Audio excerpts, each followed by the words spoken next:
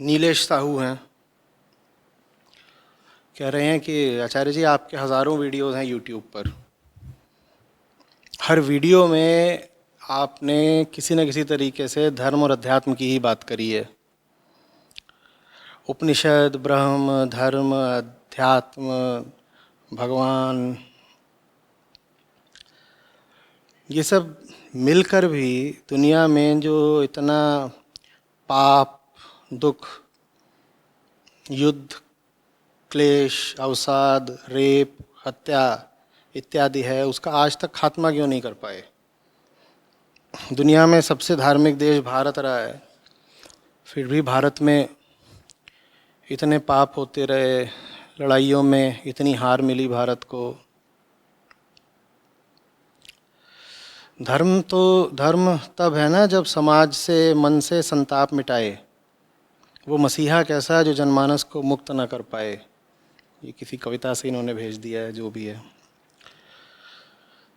तो बताइए मुझे कि धर्म आज तक भी पाप, पीड़ा, संताप, शोषण, युद्ध क्यों नहीं मिटा पाया। नीलेश साहू हैं। नीलेश, दो चीज़ें हैं। एक जो तुम्हें दी गई और दूसरी जो तुमने उसका बना लिया। जो धर्म तुम्हें दिया गया वो ऋषियों के श्लोकों जैसा साफ, पवित्र था, और जो धर्म तुमने बना लिया वो ज़रा अलग था, काफ़ी अलग था। तुम पूछ रहे हो कि जब लड़ाइयाँ हो रही थी, पाप हो रहा था, और जब युद्ध है और बलात्कार है और अवसाद है, तो धर्म उन्हें आज तक कभी ख़त्म क्यों नहीं कर पाया पिछले हज़ारों सालों में। क्योंकि तुम्हारा धर्म, नीलेश, तुम्हारा धर्म, धर्म नहीं, तुम्हारा धर्म जो तुमने बना लिया धर्म को, क्योंकि तुम्हारा धर्म कहीं और व्यस्त था।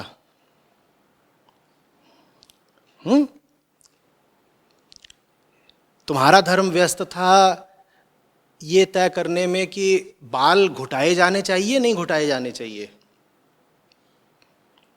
तुम्हारा धर्म ये तय करने में व्यस्त था कि पीले रंग के परिधान पहने या सफेद रंग के। जो तुमने अपना प्रचलित धर्म बना रखा है उसे मतलब कहां रहा जीवन के मूल प्रश्नों से, उसको मतलब किन चीजों से रहा। और आज भी जो सामान्य जन संस्कृति में प्रचलित धर्म है उसको इन्हीं मूर्खतापूर्ण चीजों से ही मतलब है। किस दिशा में मुंह करके खाना खाएं। अध्यात्म जो जन साधारण में प्रचलित अध्यात्म है वो इस प्रश्न का सामना ही कहां कर रहा है कि अवसाद क्या है और उसका समाधान क्या है। कर रहा है क्या? या युद्ध कहां से आता है और युद्ध कैसे मिटाएं। अध्यात्म इन प्रश्नों का सामना ही नहीं कर रहा। अध्यात्म कहीं और व्यस्त है। अध्यात्म व्यस्त है सांप उड़ाने में। अध्यात्म के सामने यह प्रश्न है कि सांप किस तरीके से उड़ाया जा सकता है हवा में।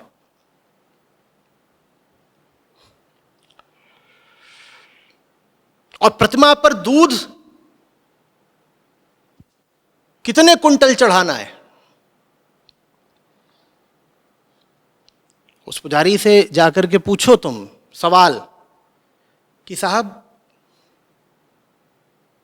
युद्ध की शुरुआत आदमी के मन में होती कहां से है, तो उसे इस प्रश्न का उत्तर नहीं पता। क्यों नहीं पता? क्योंकि उसकी जीवन में प्रश्न बिल्कुल दूसरे हैं। उसके जीवन में प्रश्न यह है कि 2 दिन बाद मुझे 2500 किलो दूध की जरूरत है।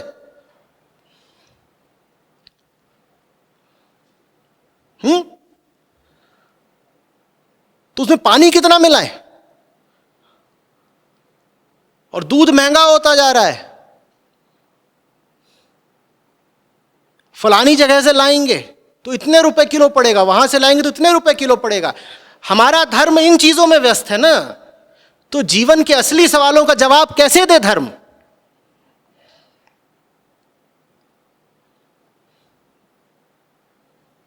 कौन सी अंगूठी पहननी चाहिए किस उंगली में,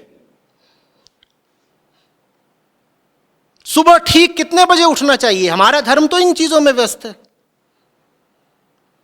गले में कितनी मालाएं डालनी चाहिए और दिन में किस समय डालनी चाहिए, धर्म के नाम पे यही सब तो चलता है ना। धर्म का और क्या मतलब होता है, यही तो है। धर्म इन चीजों में व्यस्त है।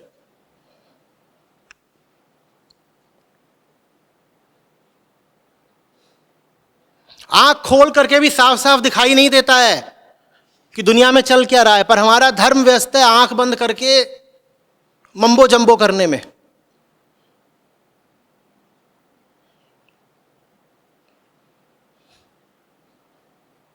इंसान एक दूसरे का खून पी रहे हो, चाहे इंसान आत्महत्या कर रहा हो, हमारा धर्म, हमारे धर्म गुरु व्यस्त हैं भूत प्रेत, झाड़ फूंक, टोना टोटका, ये बातें करने में। तो धर्म तुम्हें फिर जगत की वास्तविक समस्याओं का समाधान कैसे दे, मुझे बताओ ना। तुमने कभी धर्म के सामने जीवन के वास्तविक प्रश्न रखे हैं क्या? यहां तो धर्म के सामने प्रश्न ही यही होता है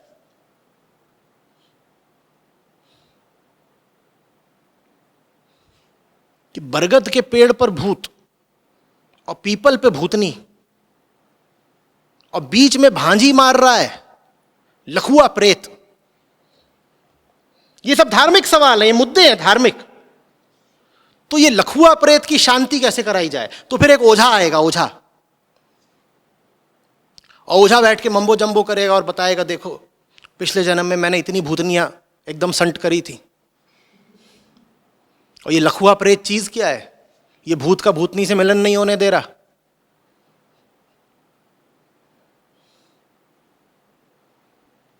और पूछा जाएगा कि अच्छा ये प्रेत है, कहां से आया? बोला फलाना मर गया था तो प्रेत बन गया। बोले अच्छा आप मर जाओगे तो क्या बनोगे? बोलेगा वो मैं मर जाऊंगा तो अगले जन्म में मैं तो ओझा ही बनूंगा, ओझा बनने में बड़ा मुनाफा है, बस अगले जन्म में अंग्रेजी बोलूंगा, लेकिन बातें वही करूंगा जो अभी करता हूं, भूत प्रेत, टोना टोटका, झाड़ फूक, फायदा बहुत है। और अंग्रेजी में बोलो तो फिर अमेरिका से डॉलर भी आता है। ये काम कर रहा है हमारा धर्म, धर्म के नाम पर ये चल रहा है। तो बताओ धर्म फिर तुम्हें जीवन में विजयी कैसे बनाए? तुम कह रहे हो भारत की इतनी दुर्दशा क्यों हुई, अध्यात्म तो इतना था यहां पर, क्योंकि जब भारत पर आक्रमण हो रहे थे तो हमारा धर्म ये सब करने में व्यस्त था कि कौन सी जाति किस जाति से ऊपर मानी जाए, कौन सी नीचे मानी जाए, और किन जातियों को गांव से कितने कोस दूर बसाया जाए। यह धर्म के सामने सवाल है। धर्म इन मुद्दों में उलझा हुआ है। जब धर्म इन मुद्दों में उलझा हुआ है तो कौन से उत्तर देगा तुमको, बोलो?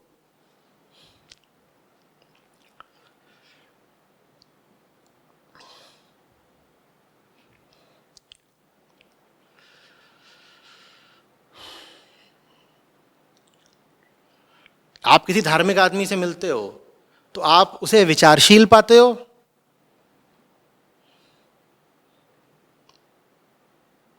वो वास्तव में जो जीवन के, समाज के, राष्ट्रीय, अंतर्राष्ट्रीय, वैश्विक मुद्दे होते हैं उनका विचार कर रहा होता है? बताओ ना मुझे।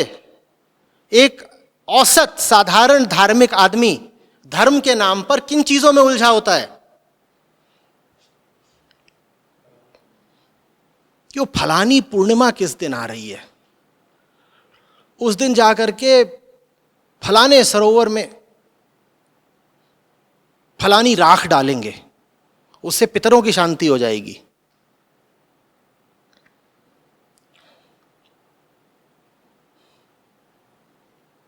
जब धर्म के नाम पर यह मुद्दा है तो धर्म कैसे दुनिया से, मुझे बताओ ना, दुख मिटा दे, संताप मिटा दे, कलह मिटा दे,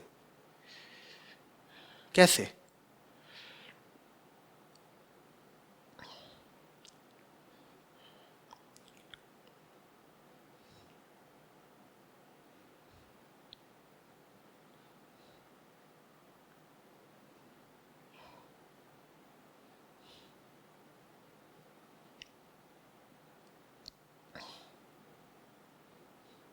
जीवन से मोह हटे कि ना हटे, मन से कुटिलता हटे कि ना हटे,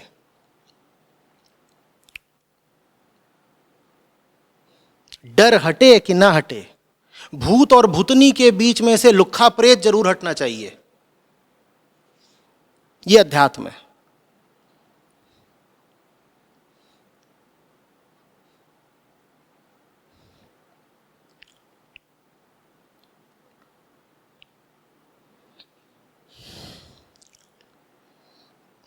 अभी तो मुझे सारे वो मुद्दे याद नहीं आ रहे हैं जिनको आध्यात्मिक मुद्दा समझा जाता है।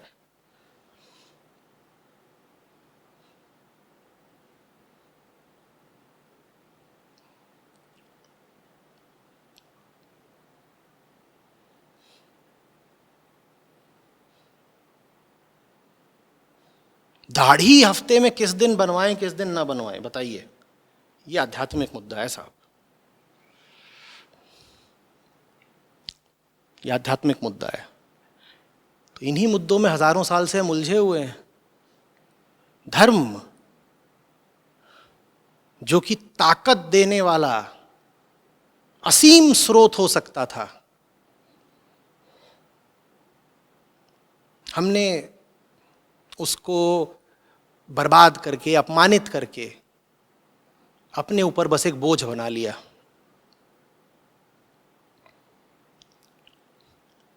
धर्म अगर शुद्ध है तो धर्म से बड़ी ताकत दूसरी नहीं, और धर्म अगर अशुद्ध है तो धर्म से बड़ा बोझ दूसरा नहीं। और भारत में धर्म को बर्बाद करने में बड़े से बड़ा किरदार रहा है धर्म गुरुओं का। जनता हमारी थोड़ी सी भोली रही है। कोई आदमी दाढ़ी वाढ़ी एकदम बढ़ा करके, खासतौर पर बुजुर्ग हो गया हो, दाढ़ी सफ़ेद हो गई हो, और संस्कृत में श्लोक बोल दे और ऐसे बात करे जैसे कि उसे तो सब कुछ पता है, तो हमारे लोग मान लेते हैं। आज भी मान लेते हैं, 100 साल पहले भी मान लेते थे, 1000 साल पहले भी मान लेते थे। अब धर्म गुरुओं ने जनता को यही पढ़ाया कि तुम धार्मिक हो या नहीं धार्मिक हो, ये इससे निर्धारित होगा कि तुम फलानी एकादशी पर उपवास करोगे या नहीं करोगे। जो लोग फलानी एकादशी पर उपवास करते हैं वो धार्मिक है, जो नहीं करते वो अधार्मिक है। ये तो सीधी सी बात है ना। तुम्हारे घर में मान लो किसी एकादशी वगैरह पर व्रत करने का चलन हो, 5 लोग हों घर में, जिनमें एक बूढ़ी दादी भी हैं, और 4 लोग तुम्हारे घर में व्रत रख रहे हैं, और तुम कह दो हमें नहीं रखना, तो तुरंत तुम्हें क्या कहा जाएगा? नास्तिक, अधार्मिक। तो हमारे यहां पर धार्मिक होने का क्राइटेरिया ही क्या है, पैमाना ही क्या है कि तुम ये रूढ़ियों में और परंपराओं में और मूर्खताओं में यकीन करते हो कि नहीं करते हो। धर्म को विकृत करके हमने एकदम अपने पैर की धूल बना डाला। मैं कौन हूं, मेरे विचार कहां से आते हैं, मेरी भावनाएं कहां से आती हैं, मेरे डर कहां से आते हैं, मेरी हस्ती कहां से आती है, इस पर विचार करने का तो धर्म को कभी जैसे समय ही नहीं मिल पाया, क्योंकि धर्म लगातार व्यस्त रहा, लगातार व्यस्त रहा।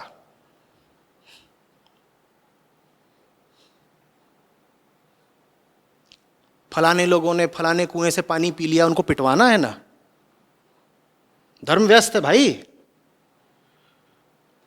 आत्मजिज्ञासा कौन करे, आत्म अनुसंधान कौन करे?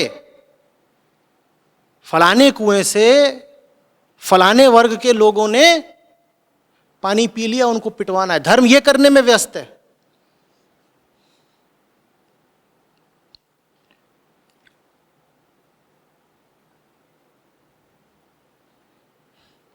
गीता कौन पढ़े?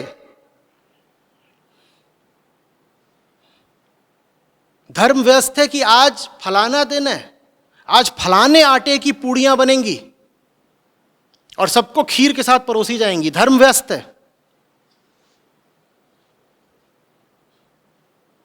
गीता पढ़ने का तो धार्मिक लोगों को कभी समय ही नहीं मिला। तुम धार्मिक लोगों के घरों में जाओ, गीता शायद रखी मिल जाए, फिर पूछो कितने लोगों ने पढ़ी है। 700 में से 7 श्लोक भी बता पाओगे? नहीं बता पाएंगे लोग। 700 में 7 ना बता पाएंगे। पूछो, इतने उपनिषद हैं 200 से ऊपर, 2 भी रखे हैं आपके घर में, और उन 2 उपनिषदों के 2 श्लोक भी बता दो। नहीं बता पाएंगे। क्यों? क्योंकि धार्मिक लोग कहीं और ही व्यस्त हैं।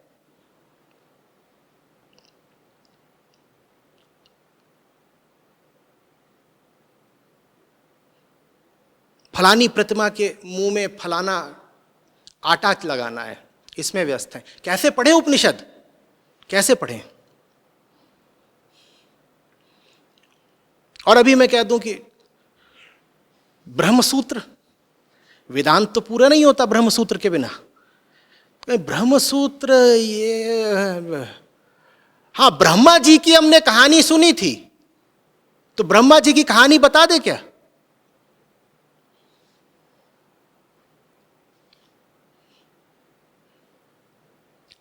धर्म ब्रह्म की बात कैसे करे? धर्म तो ब्रह्मा की कहानियों में मगन है।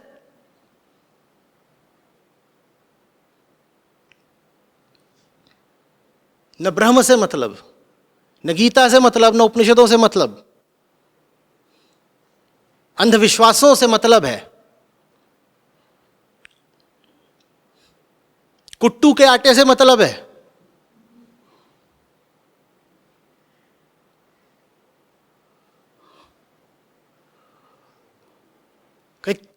क्या चबा रही हो भाभी? कहीं फलाहारी लड्डू हैं?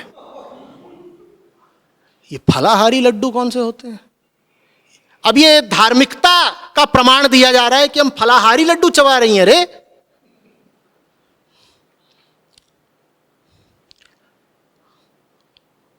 ये भाभी जी धार्मिक होंगी कभी? पर पूरे मोहल्ले में धार्मिक कहलाती हैं।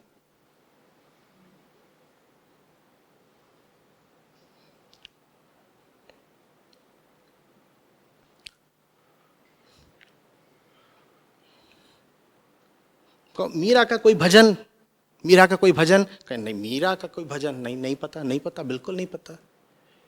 अच्छा, दादू साहब का कोई भजन बता दो, कबीर साहब कोई भजन बता दो। नहीं।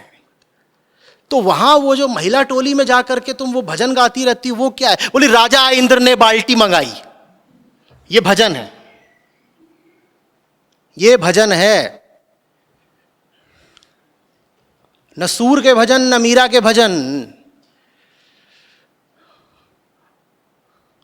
न कबीर की याद, न तुलसी की बात। राजा इंद्र ने बाल्टी मंगाई, ये भजन है।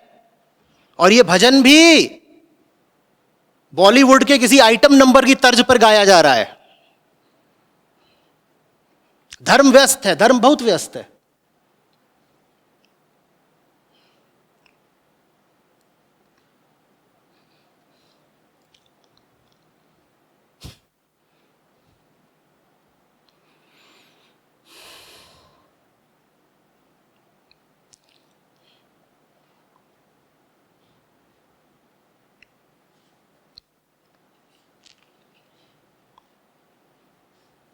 अभी निमोनिया हो गया मुझे, तो एक की धमकी आई थी, बोले बहुत हीरो बन रहे थे ना, वो वीडियो निकाला था कि क्या भूत प्रेत होते हैं। उसमें बोले थे कि अगर भूत प्रेत होते हो तो मेरा जो उखाड़ सकते हो उखाड़ ले, मेरा कुछ करके दिखा दे। बोले वो गुरु हैं बड़े साहब, वो भूत प्रेत उड़ाते रहते हैं, देखा उन्हें नहीं हुआ ना, कोविड ही नहीं हुआ, तुम्हें कोविड भी हुआ, फिर निमोनिया भी हो गया। वो तो इस बार लुक्खा प्रेत ने तुम पे थोड़ी रियायत कर दी, अगली बार भूत भूतनी दोनों आएंगे, एक एक फेफड़ा लेके उड़ जाएंगे।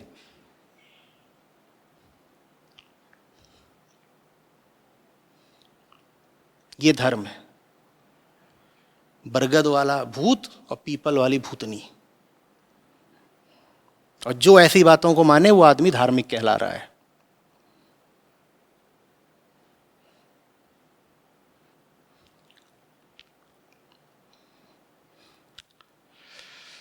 नई गाड़ी आई है, मंदिर ले जाओ ना। फिर वहां वो पंडित खड़ा होता है, वो नई गाड़ी के बोनट को खराब करता है। बहुत साल पहले की बात है, मुझे पकड़ के कहा गया था कि ले जाओ। बाइक आई थी, मैंने कहा जो स्पोक्स है ना, स्पोक्स तीलियां हैं टायर की, इन पे लगाओ, इन पे।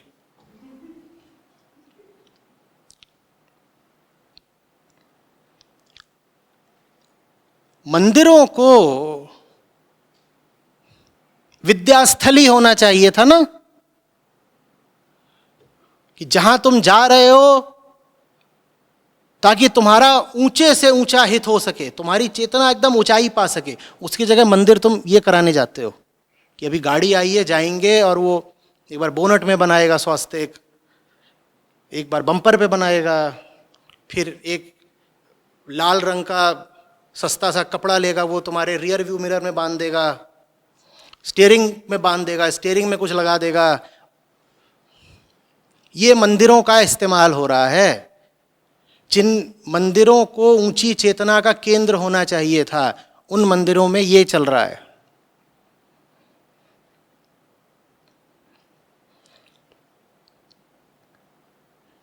धार्मिक आदमी है भाई कमलेश। जब सुबह सुबह कोई बड़ा काम करने निकलता है तो दही चाट के निकलता है। ये दही चाटना धार्मिकता हो गई। क्या क्या देख, धार्मिक आदमी है, दही तो चाटेंगे ना।